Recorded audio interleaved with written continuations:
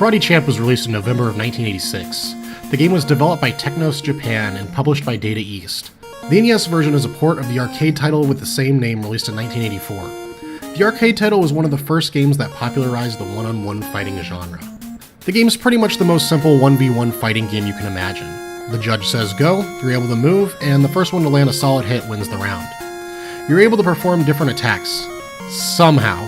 But for the most part, B has you attacking behind you and A has you attacking forward. You can perform different variations of these moves by ducking and jumping, but the controls feel muddy and unresponsive.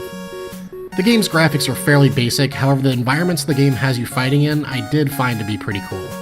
The sprites are lacking, but the environments almost make up for them by giving the game a cooler feel than it deserves. Karate Champ features some super early speech synthesis with the judge calling out the fight or winner, which is cool to hear. The game doesn't really have much music during the levels but the fanfares and title screen, but it all sounds pretty awesome. Overall, Karate Champ is about as basic as it gets. It's a 1v1 fighting game with no fun invited.